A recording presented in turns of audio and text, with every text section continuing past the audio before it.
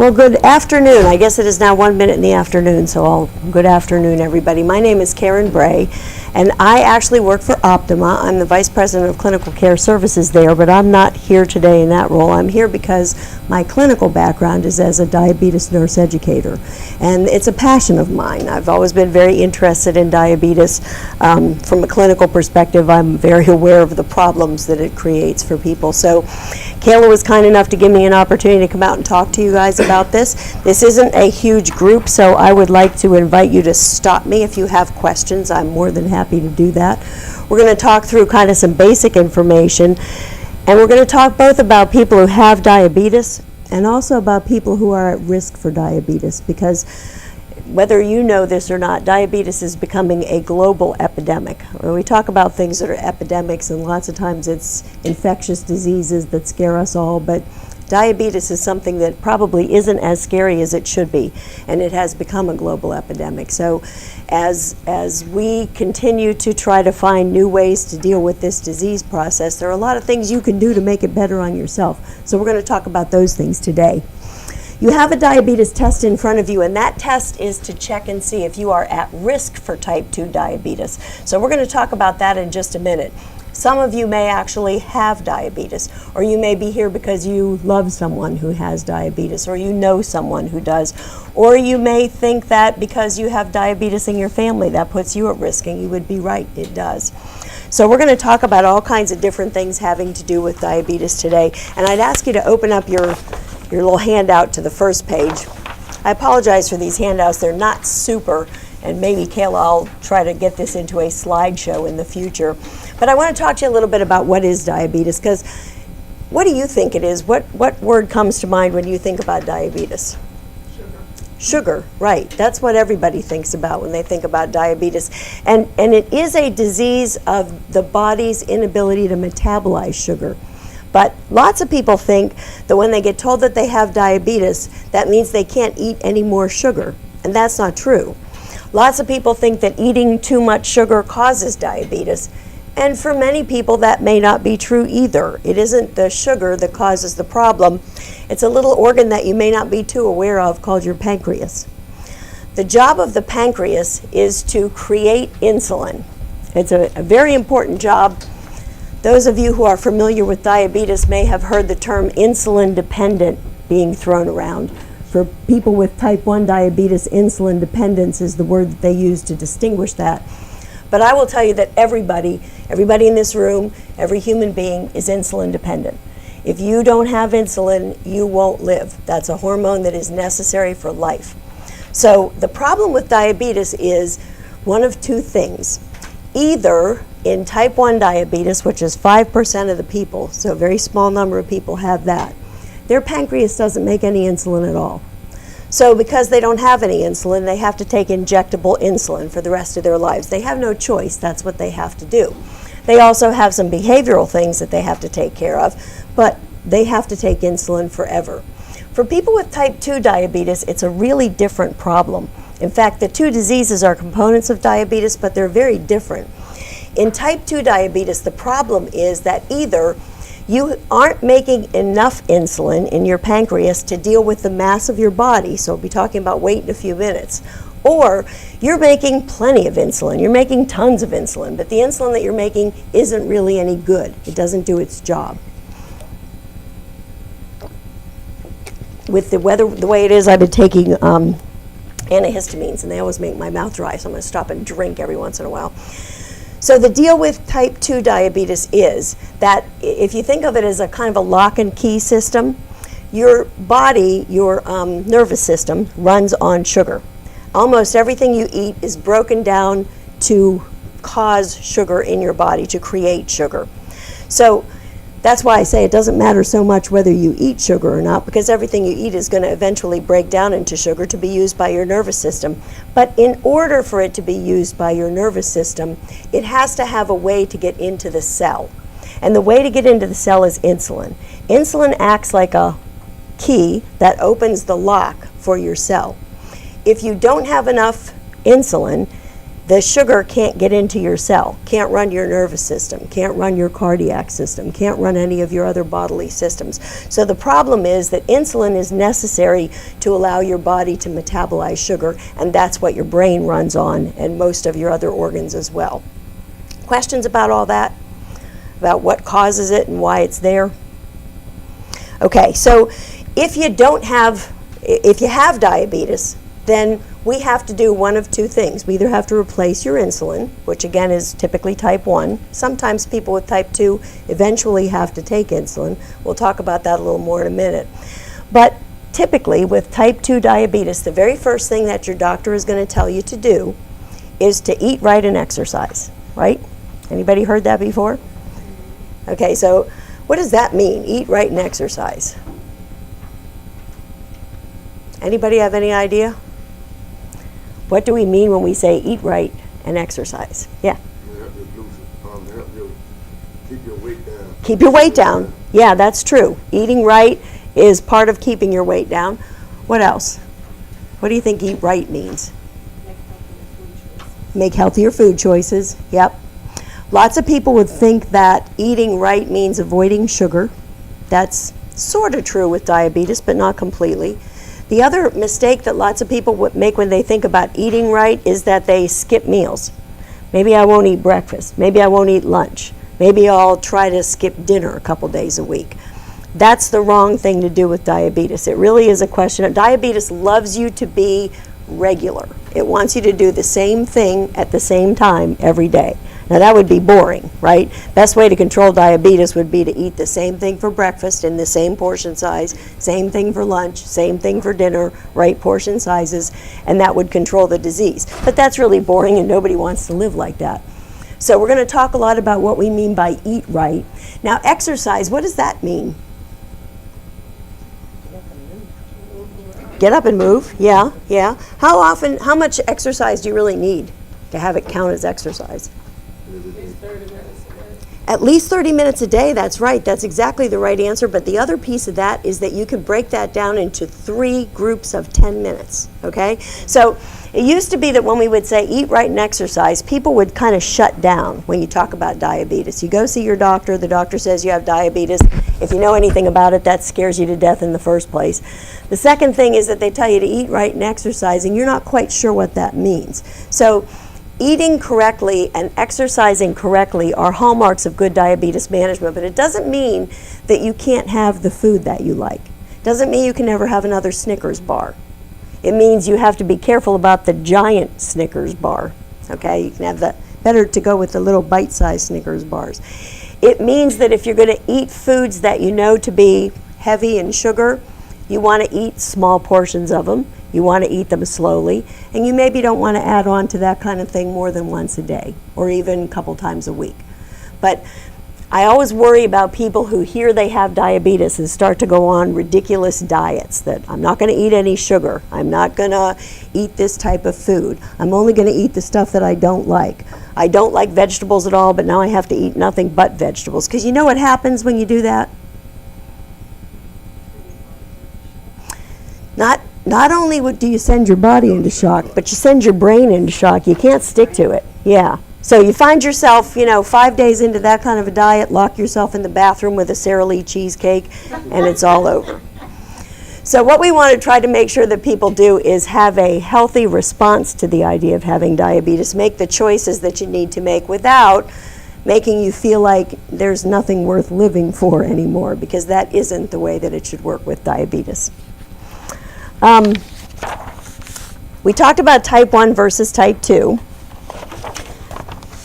And we talked about what the pancreas does. I want to talk a little bit about insulin right now. So we're going to talk about that more in a couple of minutes. But insulin, when you have type 1 diabetes, you have to be on insulin. For type 2 diabetes, how do you feel about insulin? I ain't never liked it. You don't like it, yeah. Right. Why not? Like, I mean, feel like I was crying when I found out I had it. My mom took me through it, but feel like I was an addict. Do you have to take insulin? Not no more. Okay. Borderline again. Okay. But when you did, the idea of giving yourself a shot, Yeah, that was hard. I was standing there with Yeah, yeah. Lying too. Well, I don't blame you, because it's not so much that it hurts so bad, because it really doesn't hurt that bad, but it's terrifying. And especially if you have family members that have diabetes, because most people who have diabetes in a family have seen some pretty tragic things happen as a result of diabetes. We'll talk a little bit more about the risks and the complications of it. But for people who are able to take oral medications, that's great. But ultimately, a pancreas that's not doing its job for whatever reason is going to get worse over time. You know, I've had doctors tell me if you live long enough, everybody gets diabetes. And that's sort of true, because organs kind of fail over time. So I'm telling you this because I want to make sure that you know that if you have diabetes and you've been on pills and they've worked pretty well, but now all of a sudden you find your doctor saying, you know, I think you need to start taking shots. That's not a bad thing, and it's not an indictment of what a good job you've done. Eventually, with diabetes, many people have to go on insulin. That's not a bad thing. I have a lot of patients who believe that when they go on insulin, that means that something terrible is about to happen. And they feel that way because oftentimes we resist the idea of taking insulin until it's almost absolutely necessary and something is going to go wrong. So people kind of associate the idea of going on insulin with losing a foot, with losing a toe, with having trouble with their vision. It's not the insulin's fault that that happened. Oftentimes it's because we resisted going on insulin for too long a period of time. So I always like to say this to folks so that you understand, if your doctor starts to talk to you about taking insulin, that's not a bad thing. And we need to start to think about, okay, if you have to do that, how are you going to? What are you going to do to make that work? So let's look through the things that you do to manage diabetes. So the self-care behaviors start, like I said, with healthy eating. We talked about it not being just sugar. Let's talk about it being portion sizes. Do you know that in America we eat ridiculous amounts of food? We really do. Our portion sizes are just kind of crazy. I was in the grocery store the other day and I wanted to get a couple of apples. The apples were literally this big around. They were huge. That's not an apple. Do you know what an apple should be if you're going to eat an apple? The size of your fist, okay? So guys, you get a bigger apple because you have a bigger fist than I do, but the size of your fist is the size of that apple. So this is a pretty small thing, and if you're getting those great big giant apples, really half an apple is the right amount. So portion size is important here. If you like mashed potatoes, and everybody likes mashed potatoes, a little gravy, a little butter, right? What's the right portion size for mashed potatoes? Size of your fist. Not your fist. That, good guess, though. Good guess. Now we get to use your hand like a cup, okay? So what's in the cup of your hand? Again, you'll get more mashed potatoes than I will because your hand is bigger, but the size of the cup palm of your hand is what you use for potatoes, for rice. The one thing that you don't have to worry so much about are non-fatty type vegetables. So what are some examples of those kinds of things? Lettuce. Lettuce, yeah, lettuce is one. Broccoli. Broccoli is one, yep. I know, people go, oh God, I can only eat broccoli now.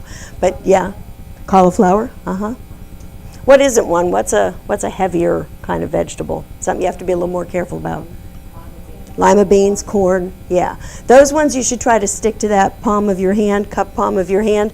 If you're talking about broccoli or cauliflower or radishes or squash, zucchinis, those kinds of things, you don't have to be quite so careful about portion size. So you can use those vegetables to help you stay full. Another thing you could use to help you stay full, and I'm a nurse, so I'm not good at this, nurses eat very fast. We do that because most of us train on hospital floors and we have to get back to our patients. So we got used to the idea that we stuff our food in as quickly as we possibly can to get back on the floor. What you do when you eat like that is you teach your stomach that it should still think it isn't fed even though you're done and you've consumed a normal sized meal. So you walk away feeling like you haven't had enough food, or you eat too much. And what happens when we eat too much? That Thanksgiving Day feeling, right? Ugh. Yeah. So if we eat to the point where we start to feel like we're too full. We get uncomfortable, but we've gotten used to that. So lots of times the portion size is one of the first things that people can start to modify. One of the things that I tell patients is, if you're going to eat in a restaurant, the restaurant portion sizes are ridiculous. So the best way to do that, if you can't find somebody to split a meal with, because most of the time you've got 2 portion sizes of everything on your plate. If you can't find somebody to split a meal with, ask them for the doggy bag or the take-home stuff right up front. Cut your meal in half, put half of it in that, close it, put it under your chair, get it out of your sight. Because if you do that, you're less likely to overeat. If you have all that food on your plate, you're having a nice conversation with somebody, you find that you've suddenly eaten everything on that plate, and you've probably had 2 servings of everything for that meal. So just some little tricks that you can do to try to manage food. Now let's talk about meat, okay? So what size of a piece of meat should you have? I want a steak. What should my steak look like? Yes, it should look like, take my fingers out of this, it should look like the palm of my hand. And it shouldn't be any thicker than this, okay? Now, if we're talking about steak, I like my steak raw. I'm not going to be happy with that, right? Because a piece of steak this thin isn't going to be that good for me. So, if I decide that I want to have a larger piece of something, then I have to subtract something else somewhere else. So I'm not going to eat a full plate of mashed potatoes along with that steak if I decide I want my steak to be a little bigger than the palm of my hand and a little thicker than the flat of my hand. So you just think in terms of how do you modify, how do you make decisions. What about dessert? Can you have it? You can, yes, you can, in moderation. So again, if you can find somebody to split a dessert with, that's one of the easiest ways to do it. If not, cut the dessert in half, put the other half away, don't eat the whole thing. But again, if you decide that you're going to eliminate the sweet things from your life, if you have a sweet tooth, you're going to fail. You will.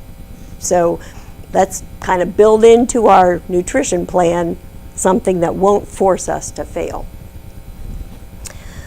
Other questions about food, meal plan? Any problems that you've faced yourself dealing with diabetes and having a decent meal plan? Well, when my son was first diagnosed, it was easy because I was told every 3 hours Right. we were counting the carbs and stuff. It was like homework assignment. Yes. Life progressed. Tally things as a kid and as a teenager. So Yeah. he was eating for his growth and then also trying to manage the diabetes at the same time. Sure. Significantly off track, where he just eats as he's hungry, and it could be every 2 hours. Right. 3 to 4 hours, and still counting. I know he's taking insulin because I'm buying this. Mhm. But it's yeah, those are options. So you have a child with diabetes, and that's type 1. Actually, He's type 2. Okay, and that, with type 1 when he first went in 2 years ago. mhm. In subsequent doctor's appointments, they say, no, he's actually type 2. He's type 2. Okay. Okay. Initially, he was managing it very well, and actually was able to reduce the amount of insulin he was taking. But now, not so much. Okay, so we're talking about trying to modify diet, and we're talking about this with a child who's a type 2, who's a teenager now, right? Okay, so teenagers are, kind of monsters no matter how you look at it. Right. He does have support at school, he doesn't have support after school. Yeah. So, in that gap of time, everybody's checking to make sure Miles is eating. And he'll say, so we got 3 dinners. Right. So A snack and 2 dinners. people actually are trying to help him deal with his diabetes thinking that we don't want him to get low blood sugar, because that's pretty bad. So maybe he's eating more food. And you know what? That is not a different experience than most of you will have as adults. Typically, when you have diabetes, when you first get it, most people see the light. You know, it scares them first, and then they think, okay, I'm gonna beat this thing, I'm gonna take care of this, I'm gonna do these things. But diabetes is a lifelong disease. It's never gonna go away. It can get under control. You can back off some of the things that you have to do to control it. You can even get to the point, I've seen people who are on medications and can come off medications depending on how they've managed their lifestyle. But it doesn't go away. It never goes away.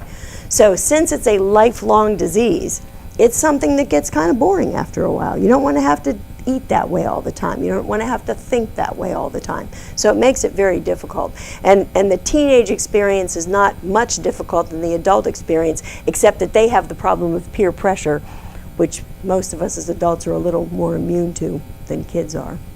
He's gone through the culinary arts at his school, and so he has to tell people, I'm diabetic, but he doesn't want to, Well, sure. be different. Sure. So he's baking and doing all sorts of things that are okay, but he shouldn't be eating. So much, yeah. And if he likes to cook, sounds like he likes to cook.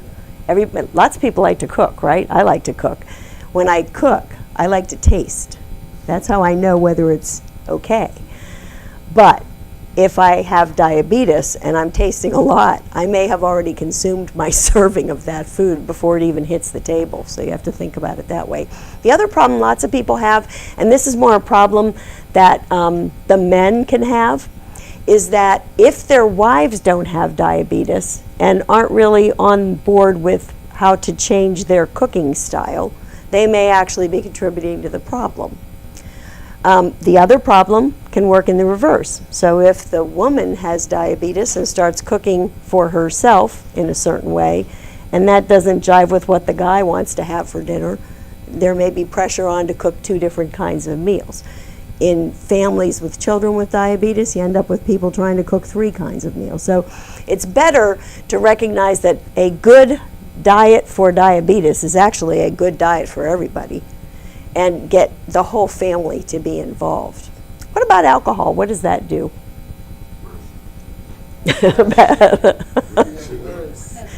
Do you know what it does? But do you know what it does to your blood sugar?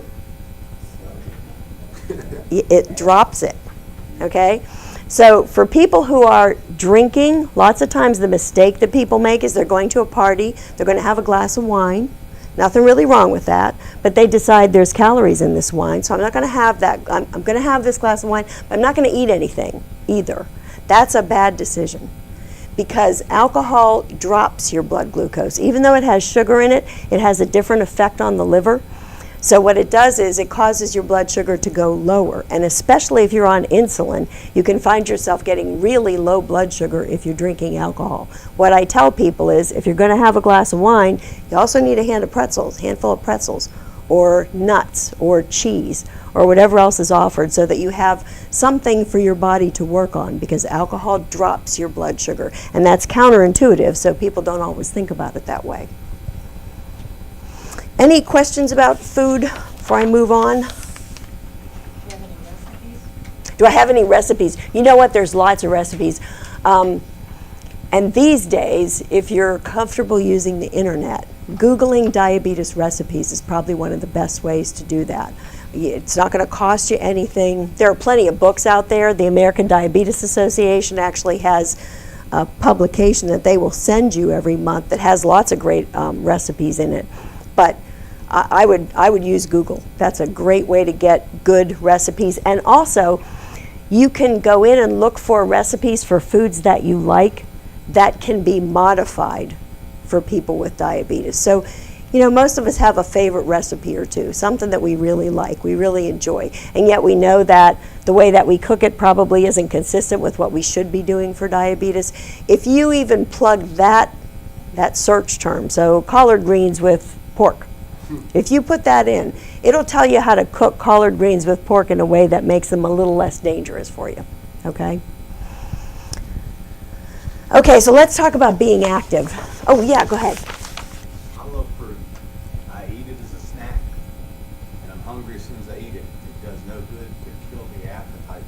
So fruit is a problem. Fruit has sugar in it. Fruit is wonderful, it's good for you. Fruits and vegetables are really what you should be trying to do, 5 or 6 servings a day. But lots of times, because fruit is almost pure sugar, it hits the body quickly and dissipates just as quickly. And that's what you're experiencing when you say, I eat fruit and then I'm hungry right away.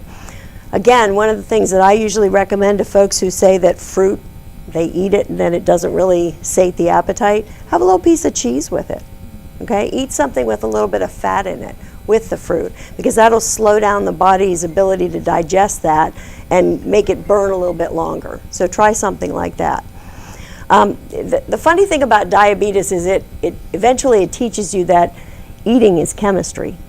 The way that you consume your carbohydrates and your proteins and your fats, if you put them together in certain orders that work better than others, that's going to make you feel more sated at a meal, less hungry. And did you know, so now I can put my Vice President of Clinical Care Services hat on for Optima. If you have Optima, you can go see a nutritionist. You don't really need a doctor's order. You're going to pay a copay, whatever your copay arrangement is, but you can go see a dietitian. Just call the hospitals that have dietitian services. There's a handout I'm going to give you at the end of the discussion today about who you can talk to, but that is a covered benefit, because we think that everybody with diabetes ought to have at least a couple of visits with a dietitian, and maybe more than just a couple. They can help you to work out the best nutrition plan for you, taking your personal preferences, your likes and dislikes into consideration. So that's a great way to get some help. Now, I will also tell you that if a doctor pulls a sheet of paper out of a drawer and hands it to you and says, here, eat 1,800 calories a day, I'm not a big fan of that. And part of the reason I'm not is because doctors are really good at some things, but they're not as good at nutrition as a dietitian. So if you go see a dietitian, instead of giving you a pre-printed something that was sitting in a drawer someplace, they're going to help you decide what food is best for you given your personal likes and dislikes. So I strongly recommend that people with diabetes go and see a dietitian and get them to help you put a meal plan together. So activity. We talked a little bit about the fact that you're really supposed to exercise about 30 minutes a day. You can break that down into 3 10-minute sessions. How many of you have like a desk job? How many of you sit a lot during the day? Okay, a lot of you. For those of you who don't sit a lot during the day, if you're up walking around, does that count as exercise? Yeah, it does, yeah. So, you know, one of the things that people used to always tell us is that, well, vacuuming isn't exercise. Cleaning the curtains is an exercise. None of that is true. All of that stuff is exercise, okay? What you're trying to do is balance exercise and your food intake, because one of the underlying problems with diabetes is weight. That's a problem. And again, in the United States, we have split ourselves into almost equal thirds. So a third of us have a normal weight, a third of us are overweight, and a third of us are actually obese. When we talk about diabetes, we're talking about the ability of the pancreas to make enough insulin to feed all those cells, the sugar that they're looking for.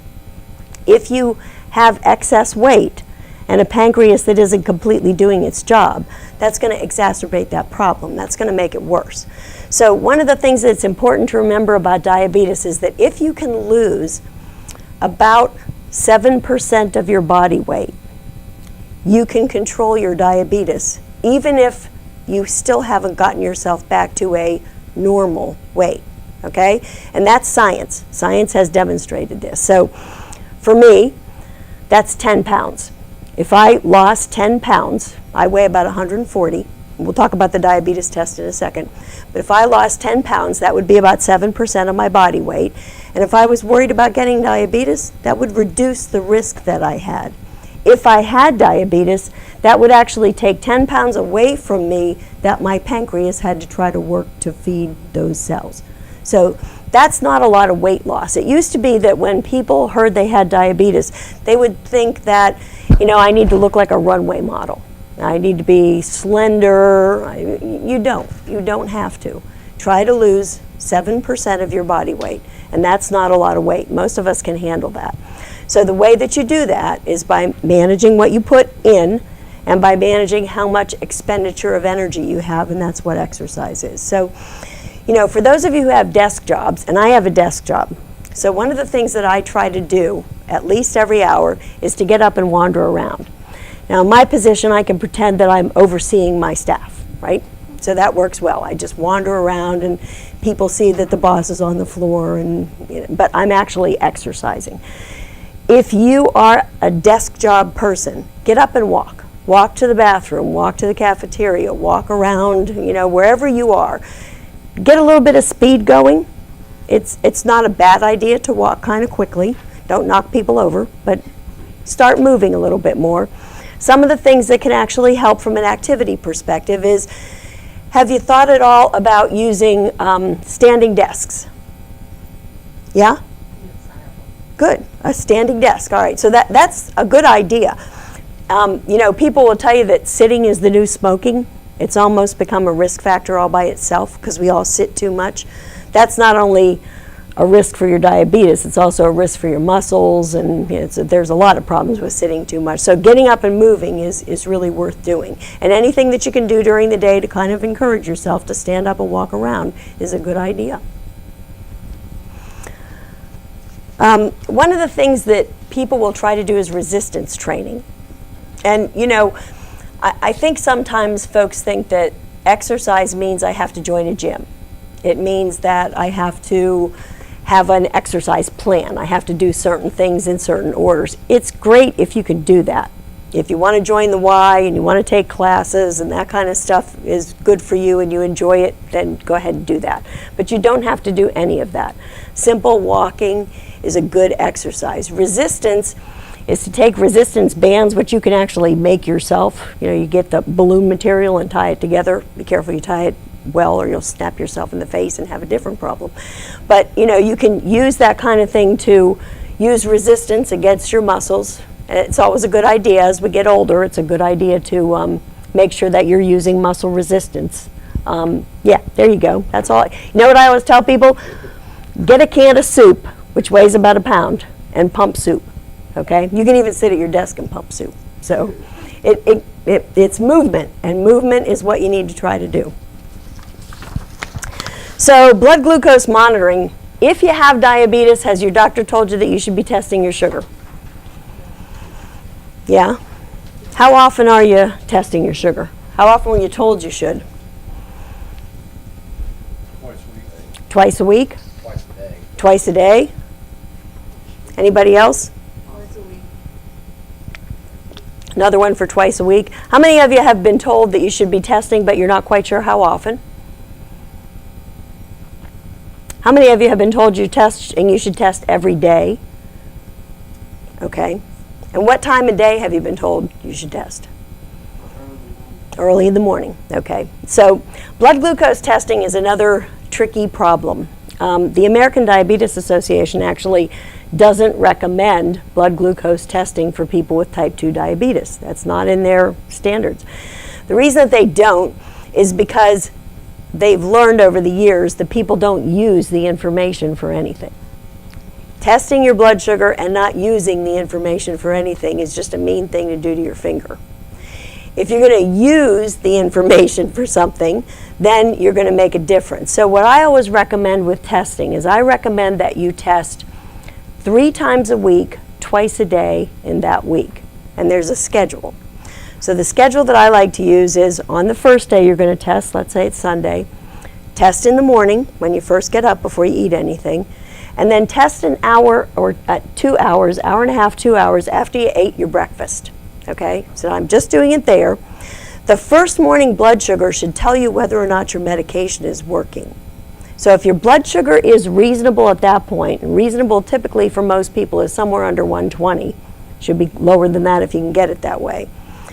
2 hours after you ate your breakfast, if your blood sugar is higher than 140, you probably ate too much breakfast. And that should tell you something about your breakfast. So now you have 2 pieces of information. I got up in the morning, my blood sugar seemed to be okay.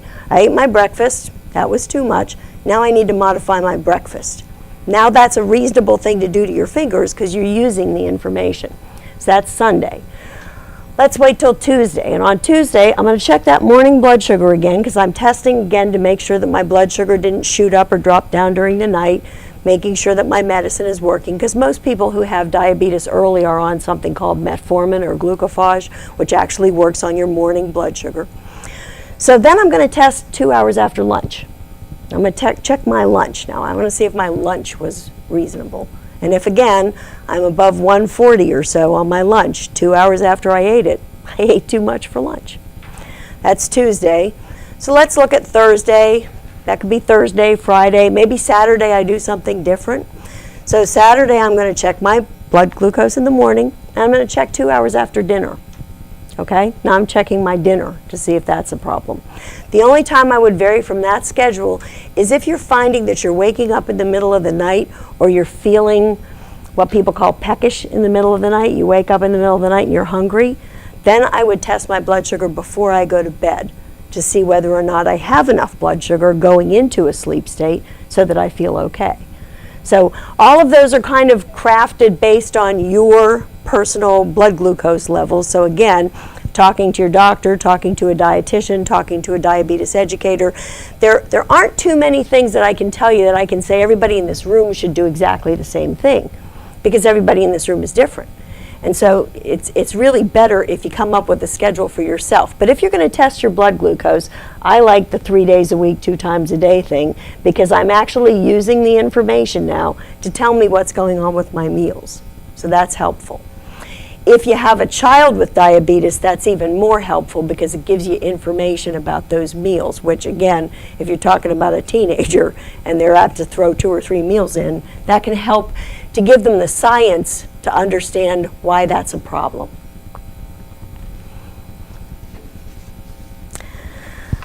So if you have diabetes, how often should you have a test called an A1C? 3 to 6 months? Yeah, 3 months is about right. If your blood glucose is good, if your A1C is good, you can do it twice a year. Twice a year would be the lowest that you should do it. If your blood glucose isn't good, you should get it every 3 months. The reason you do it every 3 months is because it takes 3 months for the cell to glycosylate, which is what they're checking. So if you did an A1C every couple of days, you'd get pretty much the same level. So every 3 months, you should be checking it if it's not in good control. And then again, knowing that piece of information doesn't make a hill of beans different if you're not using it for something. So you're going to have to change something if you notice that that A1C is rising. Taking medication. People who take medication for their diabetes are typically taking a medication to start called glucophage or metformin, as I suggested. That's usually the first one they start you on. After that, there's a whole plethora of diabetes medications that you can take. Some of them are injected. In fact, there are lots of non-insulin injectables now for diabetes that don't act the same as insulin, but you still give it in a shot.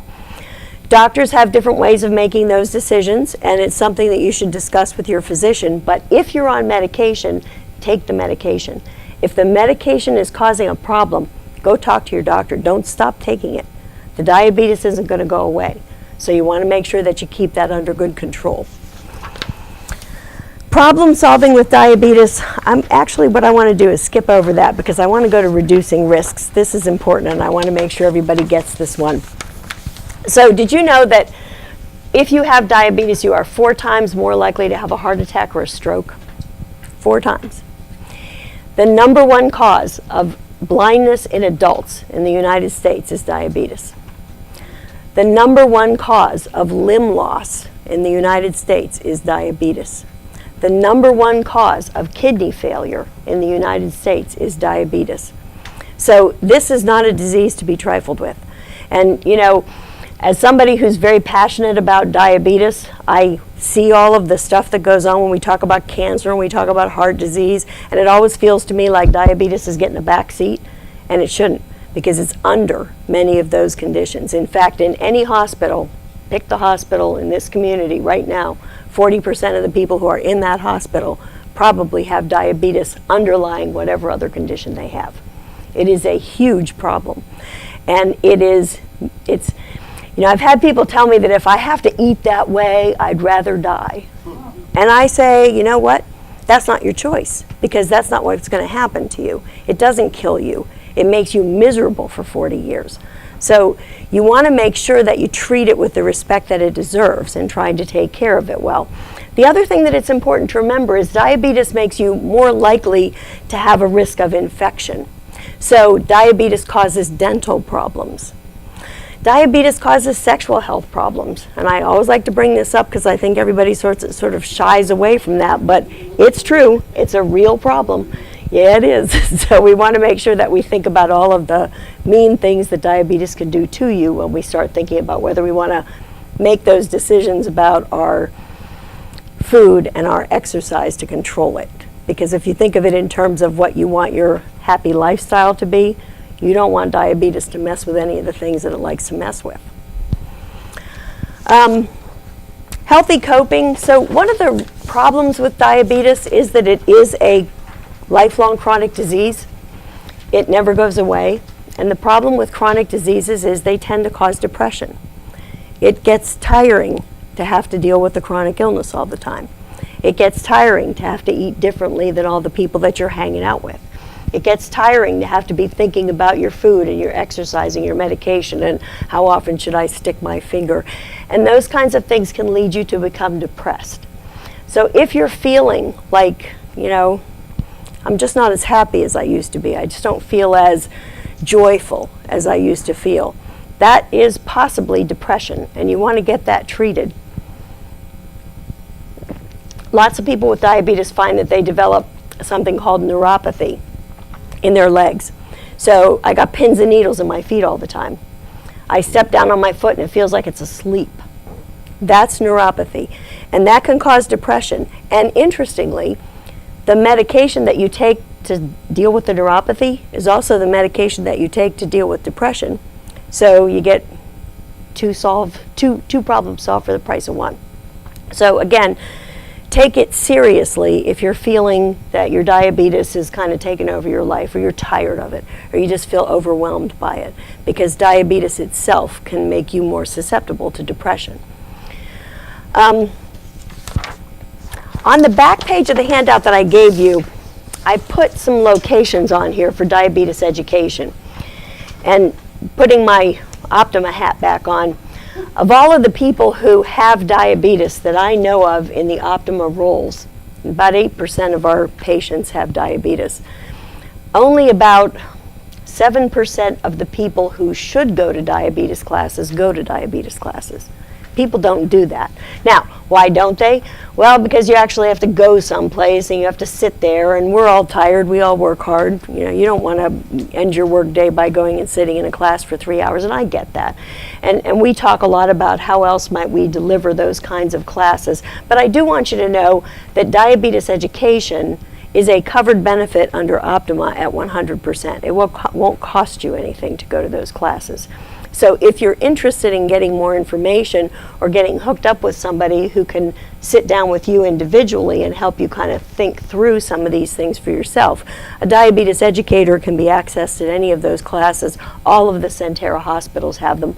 I think pretty much any hospital worth its salt these days has diabetes classes. So remember that that is, if you're covered under Optima, a 100% covered benefit. I want to talk for just a minute about the tests that I put in front of you to start. So, are you at risk for type 2 diabetes? And for many of you, you were interested in coming to this class because you have diabetes or because you know somebody who does. But the problem of pre-diabetes at this point is becoming almost the same epidemic that diabetes has become. Do you know how many people are at risk for diabetes these days? 75. It's 1 in 3. So, you know, count off. 3 of us, 1 of us, if we don't already have it, we'll get it. These 3, 1 of them will probably get it. 1 in 3 adults is likely to get diabetes. It is a catastrophe, and I can tell you that people that have diabetes, healthcare expenses are at least 3 times and sometimes more than somebody without diabetes. So it's an expensive disease. It eats up your savings. It eats up your life. It eats up your limbs. It's a nasty, nasty disease.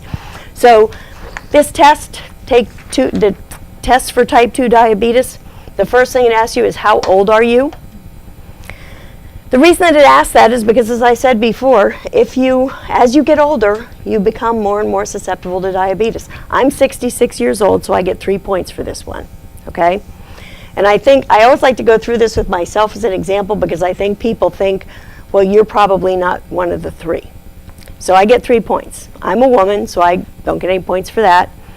I never had gestational diabetes. I didn't have a baby over 9 pounds. If you did, you get a point for that. I have a father with diabetes, so that's 1 point for me, so I'm up to 4. I have not been diagnosed with high blood pressure. I'm lucky that way, but that would give you a point. I am physically active, so I don't get any points there. But for my weight category, I told you before I'm 140 pounds. I'm 5'2", so I get a point there. So I'm up to 5 points. 5 points is the score that says I am at risk for diabetes.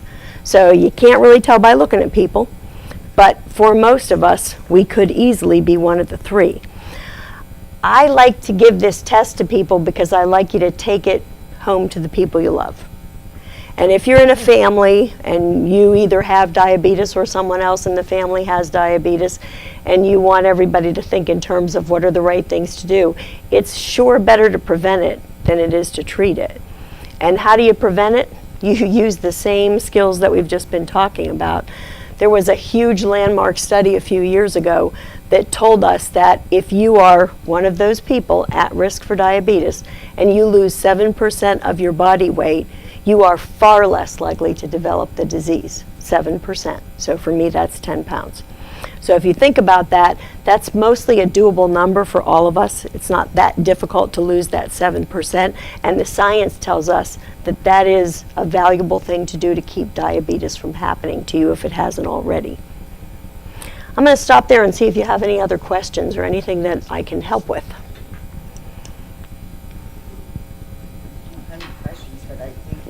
Talking about your 7%. My husband was, his A1C was up. They put him on the metformin. He was on that for a year or two.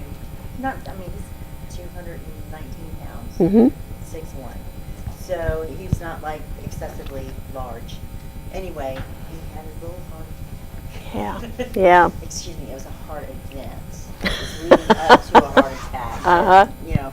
Anyway, after that, he lost 16 pounds, and based on your thing, 15. And when he went back to the doctor, his A1C is back in line. Just that little bit of weight made a difference, and they took him off from that point. Yeah, so I appreciate this story because it's important, I think, to recognize it isn't just science that's telling us this, it's people. People are having this experience. It does work. It makes a difference. And you know, what got me interested in diabetes in the first place is when I came out of nursing school, where I started to be a nurse was in intensive care. And in intensive care, I quickly learned that the people who are in intensive care could have prevented that if they had done some simple things to manage their life better. And it's very sad to watch somebody who is now dealing with a crisis situation where that could have been prevented by something relatively simple. I know, we all have trouble with the idea that we have to eat the right amount of food, and it's difficult. It is difficult, especially when there's so much good food out there and it's so easily accessible. But if you make those small changes and you turn them into behavior patterns that you're used to, you can avoid a trip to the ICU, and that's something you don't ever want to have to do. The heart attack is or the heart event is a great example of that. Yeah, it's a great example. Other questions, comments? I went to Maryview Hospital. I Mm-hmm. was the youngest one in there. Everybody was older than me. But they were more interested in me when I found I had type 2. There's vegetables out there for that. I can't name the right vegetables, but it look like a cucumber. It's got bumps on the outside. A lot of bumps on the outside. It's got a lot of seeds in it. It's good for diabetes. Y'all don't know. It looks no. It's like a cucumber. It's bumps on the outside. It's a lot of bumps, but it's a lot of seeds inside, and it look beige looking. And then they got the little ones too, with the little tip on the top of them. They are good for diabetes. And that's what had put me on the borderline. Somebody told me about it. So what I do is, with my vegetables and my greens, you know, vegetables and stuff, and everything I put in, I eat that. I eat the seeds and everything. Uh-huh. I mean, you can boil it, but you don't want to put no stuff in it. It's like medicine. It's strong. So you don't talk about. And what is this? What? I can't, it's a hard name. It's a green vegetable. It looks like a cucumber, but it's not Like- a cucumber. It's not a zucchini, it's not a squash. No, it's shaped just like a, you know. Yes, we've got some Googlers here who are, who are gonna find this. I mean, I ain't trying to take over the class, but if you go online, they'll tell you what type of food to eat, you know, vegetables for diabetes. Right. You know, so. Well, I guess you go to the, you know, like the, with the Chinese, got these stores. Oh, stuff like okay, that. okay. Vegetables in there, and they got fish in there. and So this is kind of a not a usual vegetable Right, that you're talking you can about. plant that too as a seed too in the garden. Since I have a garden, and you know I would have watered it, and then it grows huge. It fall down and everything. You're going to have to help us with it. You need to go find that out and let us know what that one is. But, you know, the idea of eating the seeds and vegetables with skin that you can eat, the more that you eat that kind of stuff, that's fiber. And fiber actually helps to reduce the effect that excess sugar or excess carbohydrates have on your body. So the more fiber, if the seeds are there, eat the seeds. I was blind one time. That was I thought I mean, I cried like maybe 30 days. Prayed to the Lord and everything. They gave me some glass tubes and glass to put on. Came back to where the post man told me to go home. Couldn't even drive a nice car. So it affected your vision. You know, to the eye doctor. I thought he made me blind worse. You know, because I couldn't see. That's why I had the glasses on. And that day, you know, I said about 2 weeks later, now I can see. You know, this Well- was about like 8 years ago. Was your blood sugar high at that time? You know. So we're talking about the effect of diabetes on the eyes, and it's true. In fact, what a good eye doctor will tell you is that if your blood sugar is up, you shouldn't even get fitted for your glasses. You shouldn't have your glasses tested during that time, because if you get it down, that won't work right anymore. Your vision will correct with a lower blood sugar. And part of the reason for that is because the tiniest little vessels are in the eyes. Diabetes is too much sugar in the blood system that isn't being pulled into the cells. So excess sugar inside those little vessels in your life, in your eyes, is like pouring Coke in there. It gums it all up. I was like 289 pounds. Yeah. The doctor told me, he said, man, you need to get down to 212. They had to do the blood and everything. So actually, I picked up about a good 15, 20 pounds. You know, I just try to stay in the level, keep it down. Because I work for public utility, that's my exercise. Yeah. When he's busy, so I What's don't your work no gym. Man, What's your name? my name Gary Adams. Gary Adams, you have homework.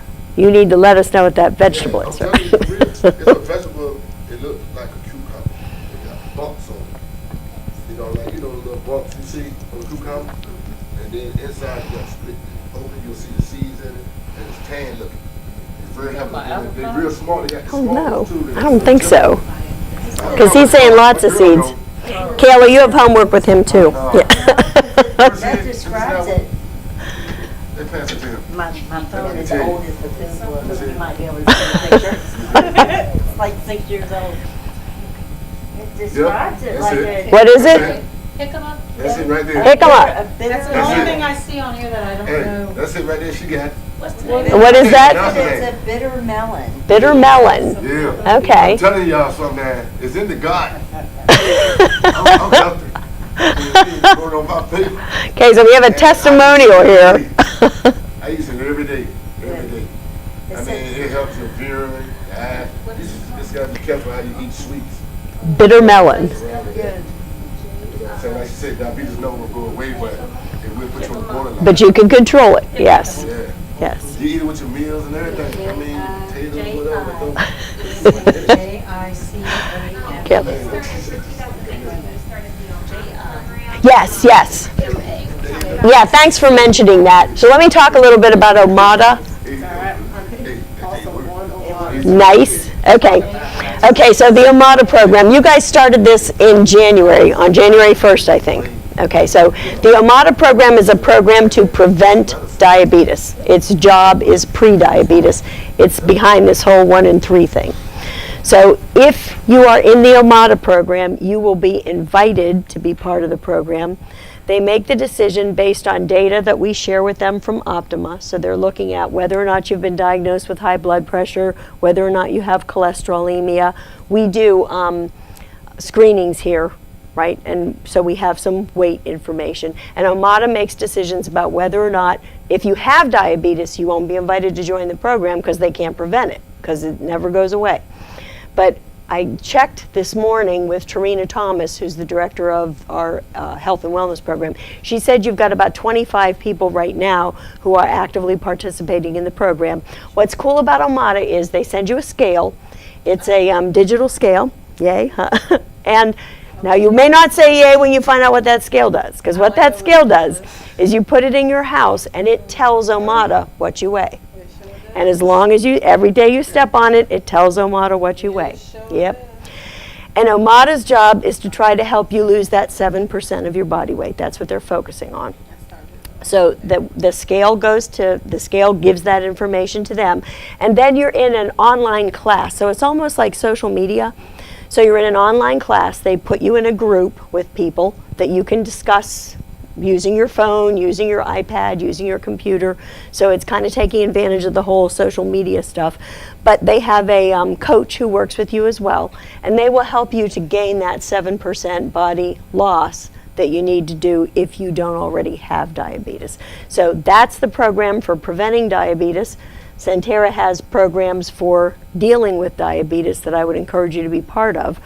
But both programs are really trying to keep this from being the terrible problem that it is. We utilize the $200 incentive for the diabetes management program too. Yes, yes. So if you're already diabetic, that's So if you have diabetes and you are not participating in the Optima Diabetes Management Program, you are leaving $200 on the table. That's a mistake, okay? So how do you get into the Optima Diabetes Program? On the back of your card is a number for customer service. You can call that number, so it's not something you have to remember. Ask to be sent over to the Optima Diabetes Program, that you want to join the diabetes program. If you do the things that you need to do to manage your diabetes over the next year, you'll be eligible for that $200 reward, okay? So if you're not in that program, please get in it. And I'm so glad you brought that up, because my husband, I always talk about my husband when I'm talking about this stuff, and he has no confidentiality as far as I'm concerned. So he has diabetes. I started the diabetes program at Centera. It took me 5 years to talk him into joining the darn thing. So join the program. It gives you some real advantages, and it's a good program. It'll help you manage your disease better. Other questions, comments? Was this helpful? Yes, it was, ma'am. Okay. I can tell you the Armada program, I just started. Sunday was my first day. Me too. Good. Sean is my coach, and lots of people in the class. But just in a short amount of time, 2 days, yesterday and today, I've learned that I have things in my kitchen that are healthy for me, like the cans and bananas, which you can smush together and create a batter and make little flapjacks, which I would have never done. I would never put bananas and eggs together. Don't look at that. But I will report it. It's water in there, it's just water. Right. Well, that's, one of the things that I really like about the Armada program. I've been doing health education programs for most of my career. This is the first program that I've ever seen that people do just what you did. When you say Armada, they'll go, oh, I'm in that program, and I learned this, and I learned that. It's a great program. Mm-hmm. Have diabetes. So that's our next step. So we're working with groups that are trying to, remember I told you one of the things that I worry about with the diabetes program is that you have to go someplace.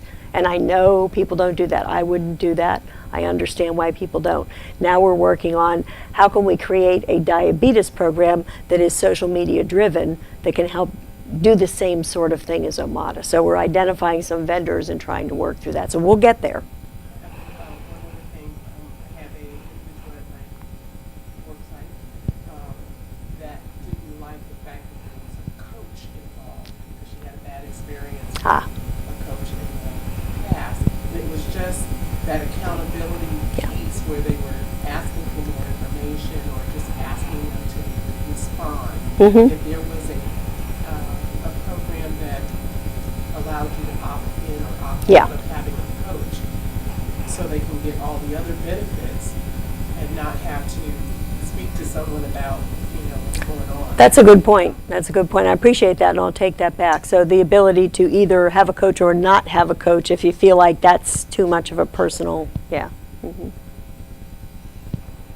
like it because I also started on Sunday, and I like it because you get lessons too, and you end up learning stuff that you had no idea. See, I learned that I had no idea I was putting the good stuff I should be eating all the way in the back of the refrigerator. I had no clue.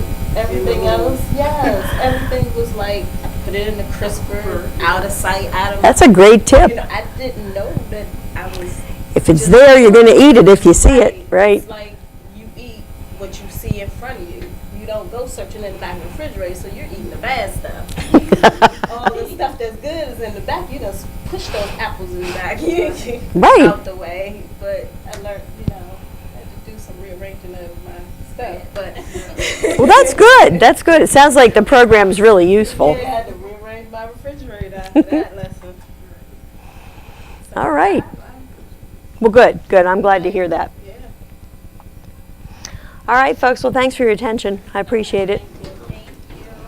Don't everybody run out and buy your Insulin. Everybody's going to go get that bitter melon. Yeah.